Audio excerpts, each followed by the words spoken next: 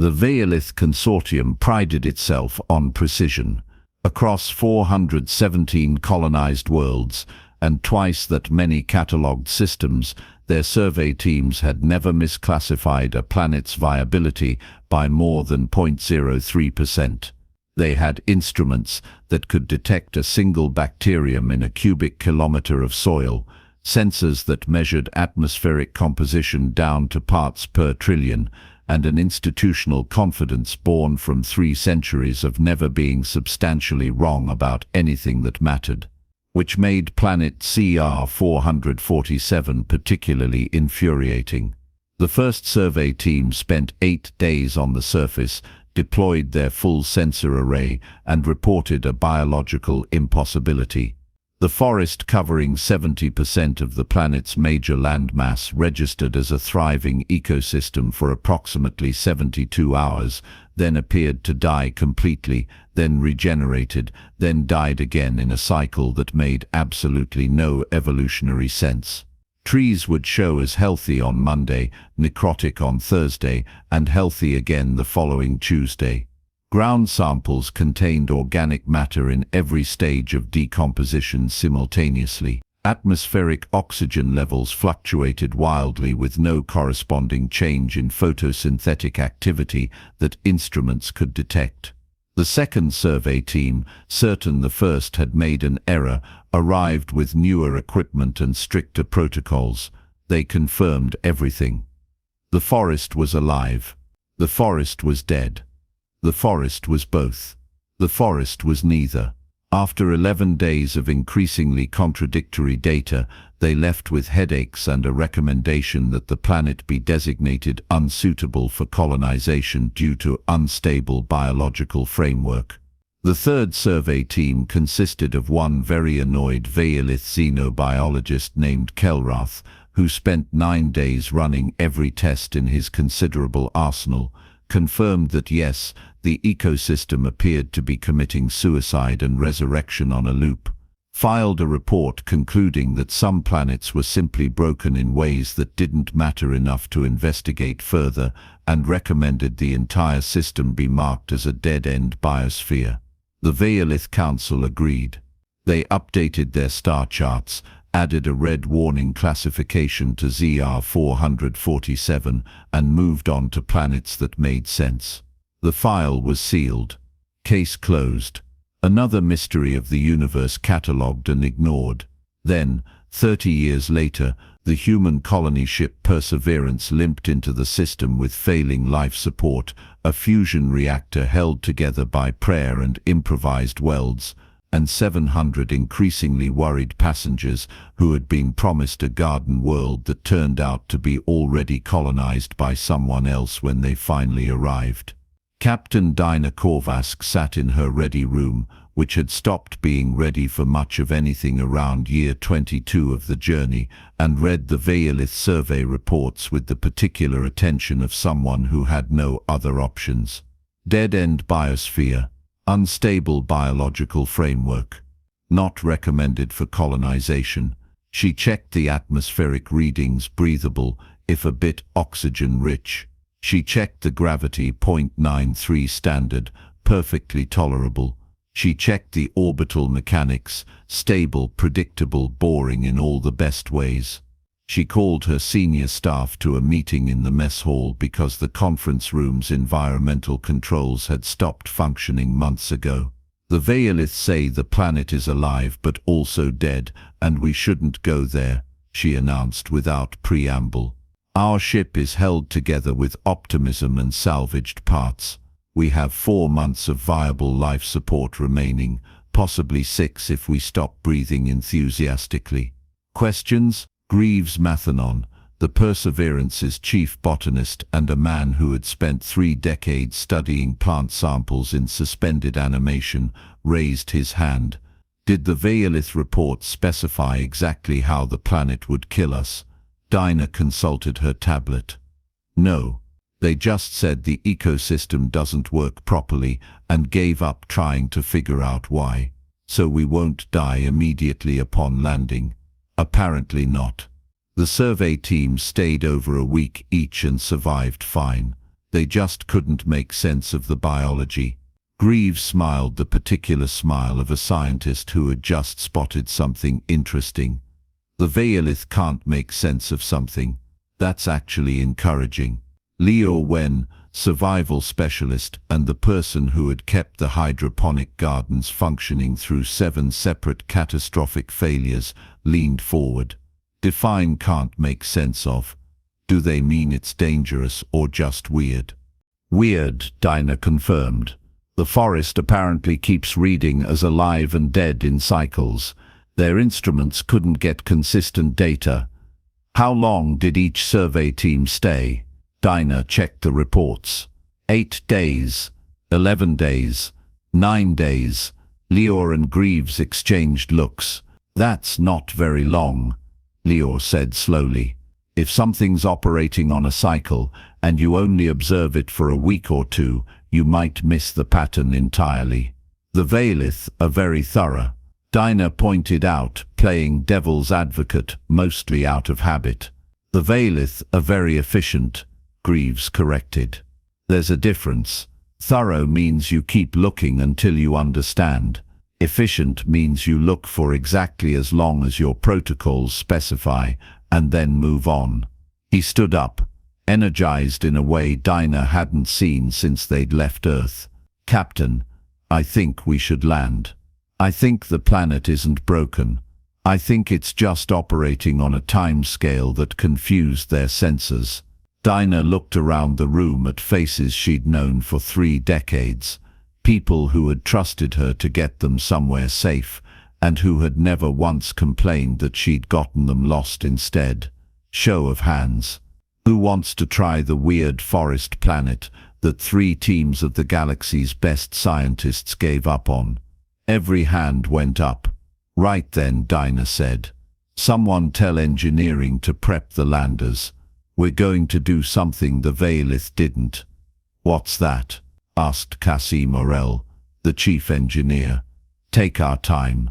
The landing site was chosen through the extremely scientific method of Leo pointing at a clearing near a water source and saying there, that looks nice. The first shuttle touched down with Greaves, Leo and a 6-person team equipped with enough portable lab equipment to make a Veilith surveyor weep with envy and strict instructions to figure out why the forest was supposedly impossible before anyone else came down. Greaves stepped off the shuttle ramp, took a deep breath of air that tasted green and rich and slightly electric, and immediately understood why the Veilith had left confused. The forest was silent. Not quiet, silent. No bird calls, no insect hum, no rustle of small animals in undergrowth.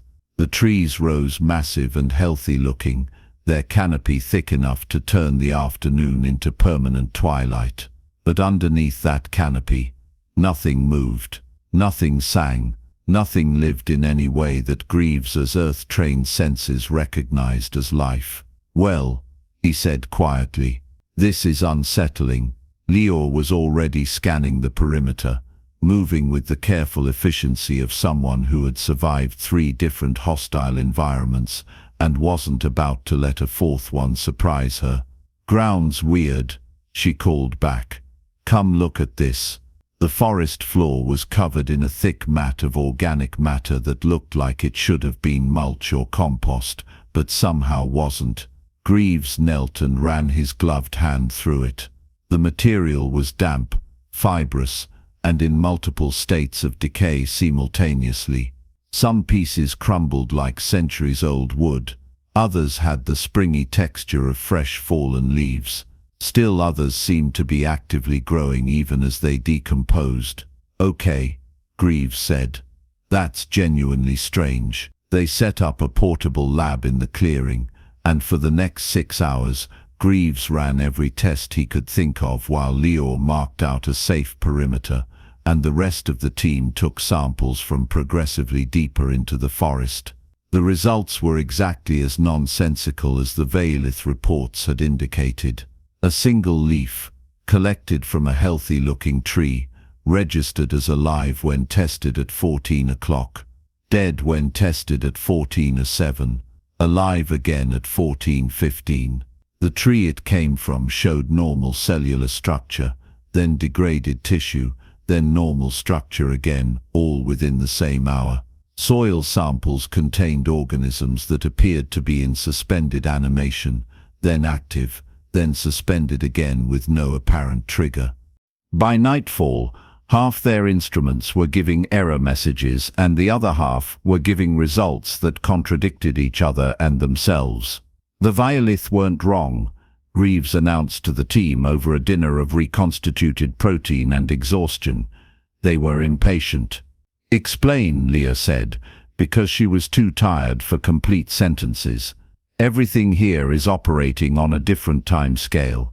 Our instruments are calibrated to measure metabolic processes that happen in seconds or minutes, heartbeats, respiration, cellular division.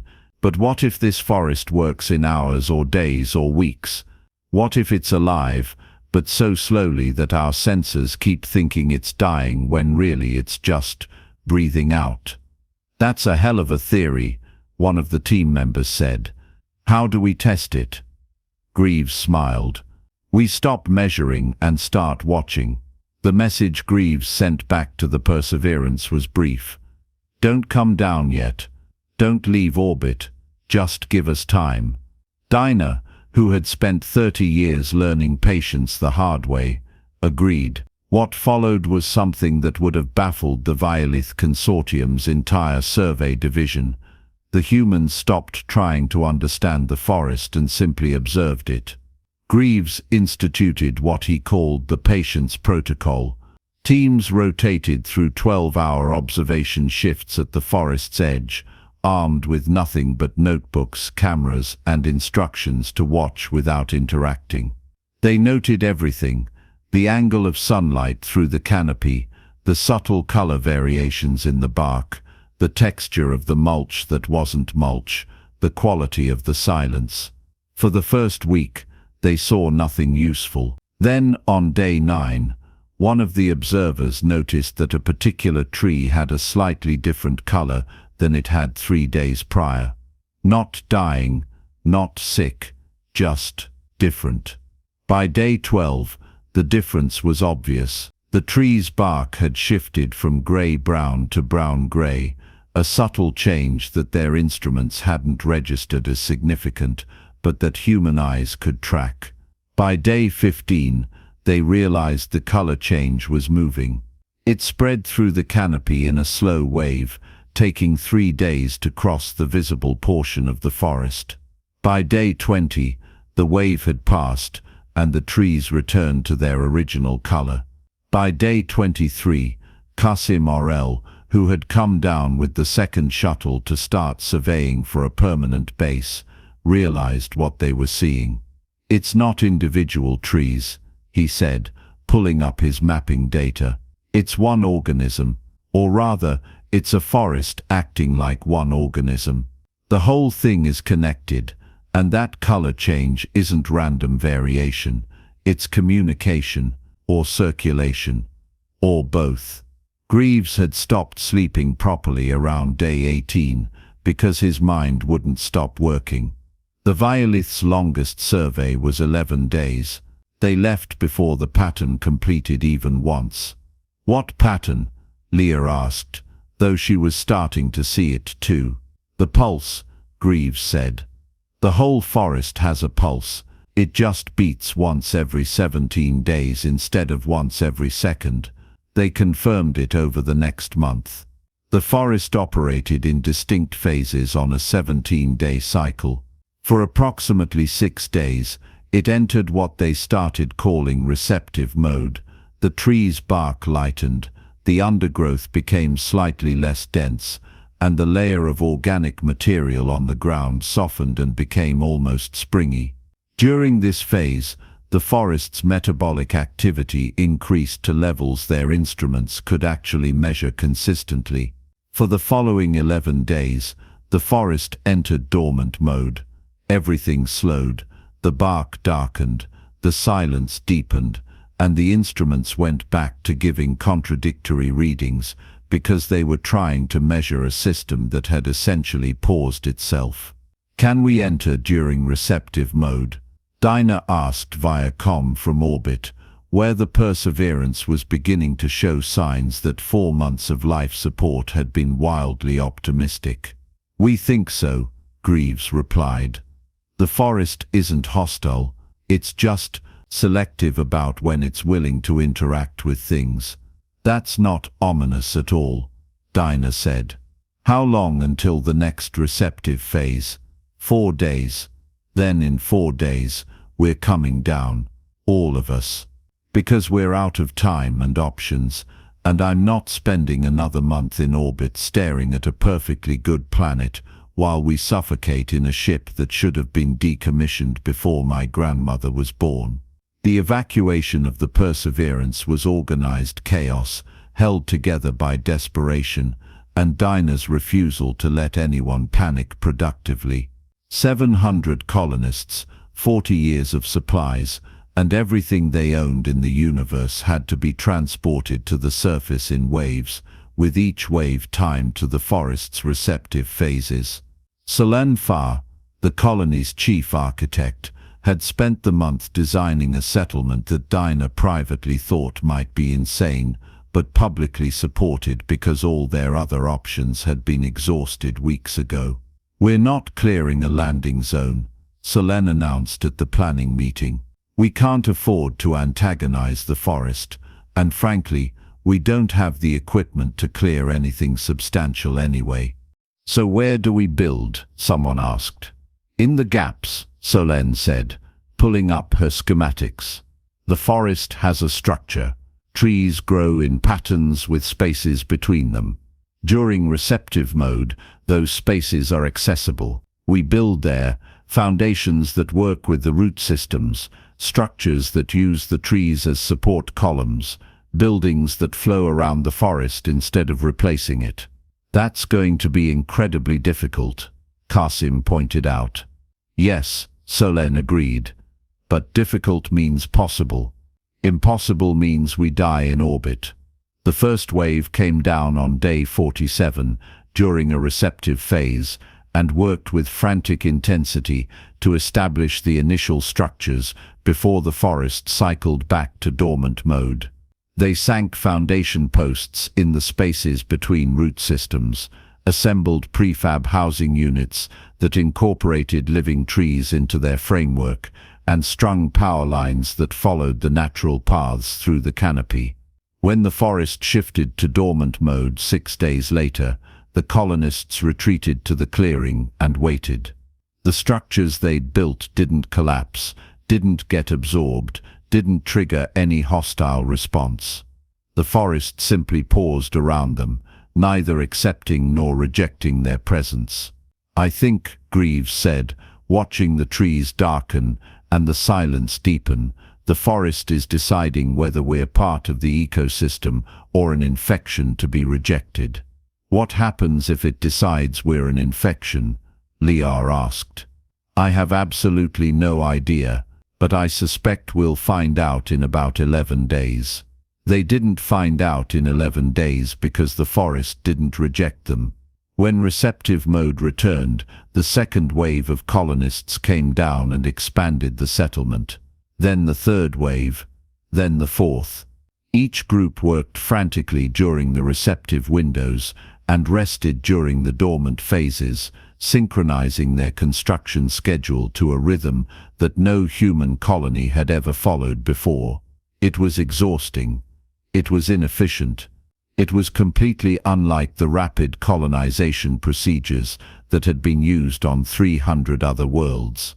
It worked. 2 months after the first landing, the entire colony was on the surface. The Perseverance had been stripped for parts and abandoned in orbit, and the humans had a settlement that looked like nothing in the Vailith Consortium's extensive colonial database. Buildings grew out of the forest rather than being imposed upon it. Pathways wound between trees that had been there for centuries. The entire layout shifted and adapted based on what the forest was willing to accommodate during each receptive phase. The breakthrough came from Qasim's engineering team, which had been trying to dig a water collection system during a receptive phase and accidentally broke through into something that definitely shouldn't exist. "Captain," Qasim's voice came through the comm with the particular tone of someone who had found something either wonderful or terrible. "You need to see this." The cavern system beneath the forest was vast, luminescent, and utterly inexplicable. Qasim's team had broken through the forest floor into a chamber easily 50 meters across, its walls covered in a network of pale thread-like structures that glowed with a faint blue-green light. The threads connected to massive root structures dropping from above and extended down into crystalline formations below. Between the threads flowed a liquid that was part water, part nutrient solution, and part something else that made their portable analysis equipment smoke and die. "This is the forest," Greaves said quietly, standing at the edge of the opening and staring down into the bioluminescent network. "This is what we've been living on top of. The trees, the surface ecosystem, that's just the visible part. The actual forest is down here." They spent the next week exploring during receptive phases, and each expedition revealed more. The mycelial network extended kilometers in every direction, and hundreds of meters down. The crystalline chambers stored the mysterious liquid and circulated it through the entire system in slow, massive waves. The pulse they detected wasn't the forest breathing. It was the forest eating, drinking, and circulating nutrients through a root system that made the surface vegetation look like decorative garnish. The Vaolith measured the surface and thought they were measuring the forest. Greaves explained to Dinah during a briefing that had attracted most of the colony because nobody wanted to miss this. But the surface is just the forest's skin. All the actual life, all the processes that matter, they happen underground on timescales so slow that standard biological instruments can't detect them properly. "Why?" someone asked. "Why evolve like this?" "Survival," Leia said. She'd been thinking about this for days. "Something happened here, probably millions of years ago. Meteor strikes, solar flares, something catastrophic that made surface life impossible for long periods. The ecosystem adapted by retreating underground and maintaining the surface forest as a secondary system that can shut down during disasters and restart when conditions improve."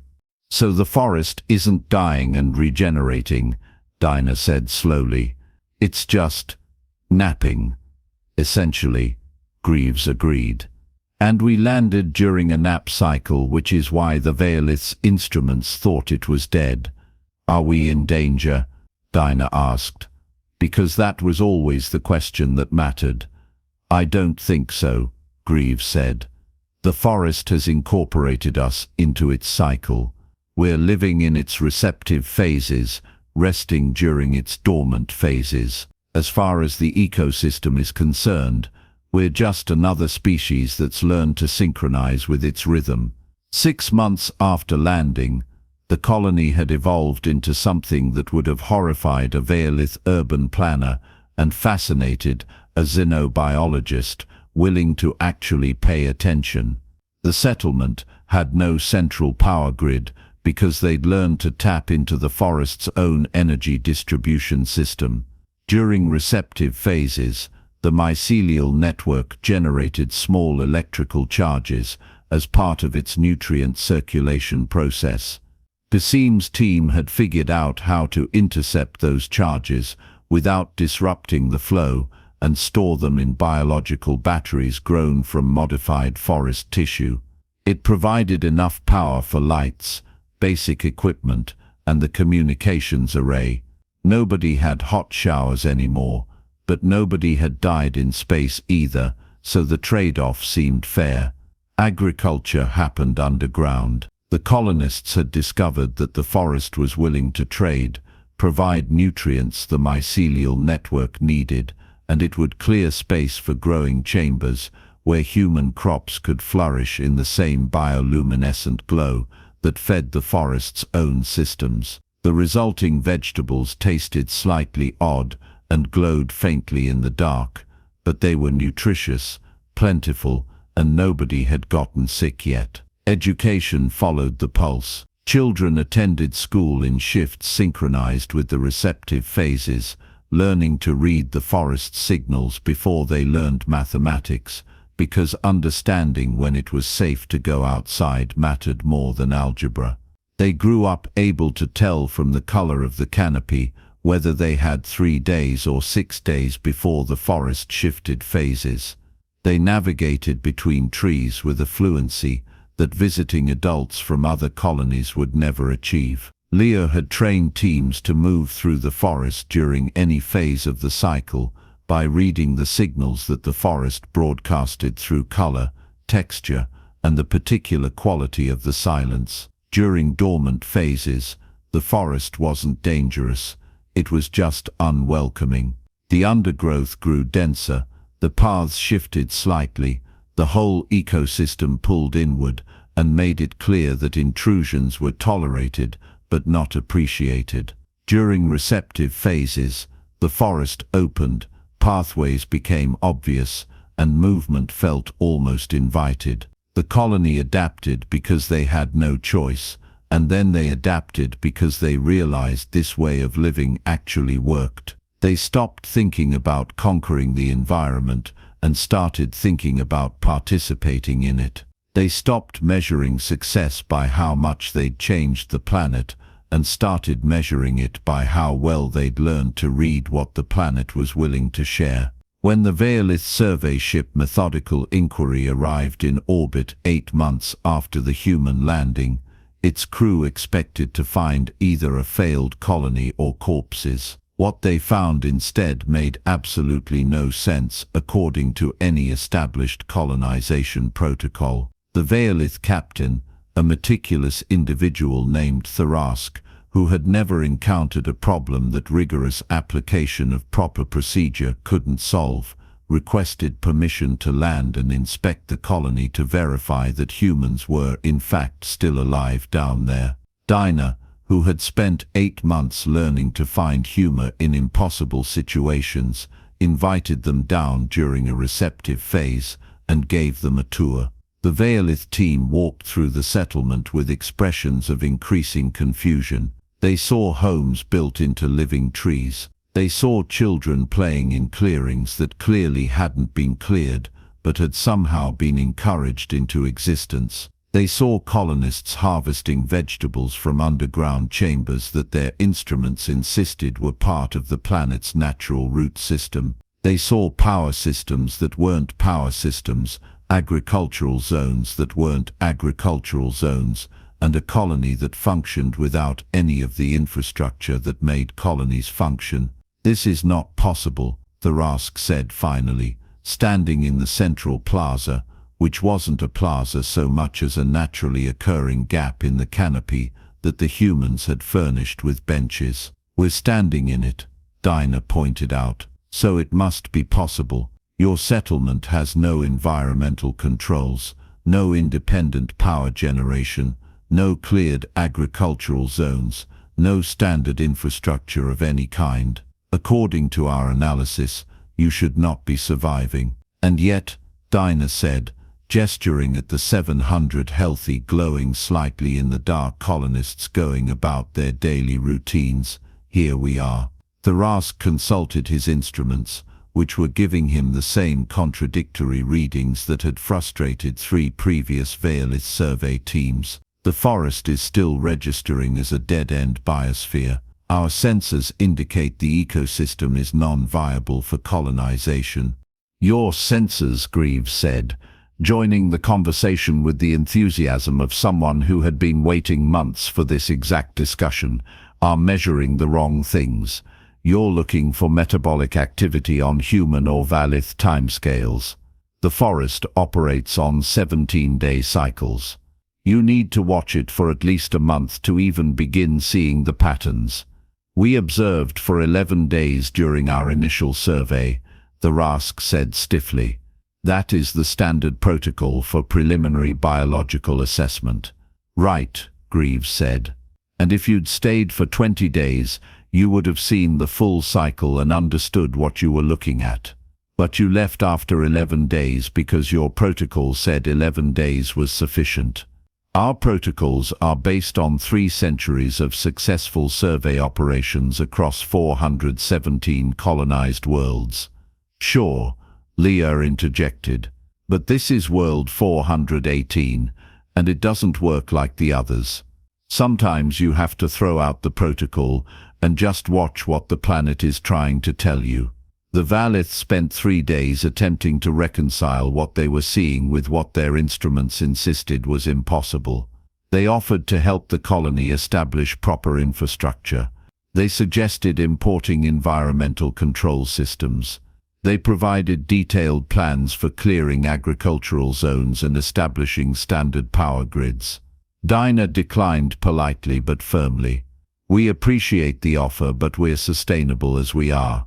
Our infrastructure works because it's part of the forest's infrastructure. If we tried to separate ourselves and build standard systems, we'd be fighting the ecosystem instead of participating in it. You are living at the mercy of an alien biological system that you do not control, the Rask pointed out. Yes, Dinah agreed. And we're thriving because of it, not despite it. We don't control the forest, but we understand it well enough to work with it. That's better than control. The Valith left after updating the planet's classification to Human Adaptive Zone approach not recommended for standard species. Their official report noted that the human colony had established a non-standard settlement, utilizing unconventional integration with indigenous biological systems, and that their methodology involved excessive observation periods, unnecessary synchronization with ecosystem cycles, and a concerning lack of proper environmental dominance protocols. In the recommendations section, the Rask wrote, "Human colonization techniques appear optimized for adaptation rather than control. This approach is inefficient and unlikely to scale to proper colonial operations. However, it must be noted that the colony is surviving in an environment where Valith methodology predicted failure. Further study recommended to understand why humans succeed where protocols fail." The report was filed, analyzed, and quietly ignored by the Valith consortium, who had 417 perfectly normal colonies to manage and couldn't spare resources puzzling over the one weird one where humans had decided to become part of the forest instead of replacing it. On the planet below, life continued in its 17-day rhythm. The colony grew slowly, adding new structures during receptive phases and observing during dormant phases. A second human ship arrived, drawn by the Perseverance's success, and its passengers went through the same learning curve: confusion, frustration, and eventually understanding that the forest wasn't an obstacle to overcome but a system to join. 2 years after landing, the colony held its first harvest festival. It wasn't celebrating what they'd grown but what the forest had allowed them to grow, which Solen pointed out was an important distinction. The central plaza filled with people, food, music, and the particular contentment of a community that had survived against expectations. Greaves stood at the settlement's edge, watching new arrivals from the second ship learn to read the canopy's colors and interpret the texture of the ground cover. One of them, a young botanist named Kezra, who had studied Valith survey methodology in university, approached him with questions that Greaves recognized because he'd asked them himself 2 years ago. "How long does it take to really understand the forest?" Kezra asked. Greaves considered the question while watching the canopy shift through late afternoon light. The trees were 3 days into a receptive phase, their bark the lighter gray-brown that meant the forest was breathing out, circulating nutrients up from the deep chambers, and welcoming interaction from the strange bipedal organisms that had learned to synchronize with its rhythm. "You don't understand it," he said finally. "Not completely. It's too big, too old, too different from anything in our evolutionary experience. But you get better at listening. You learn to see the signals, read the patterns, feel the pulse. You stop asking, "What is this forest?" and start asking, "What is this forest trying to tell me right now?" That's not understanding. That's conversation.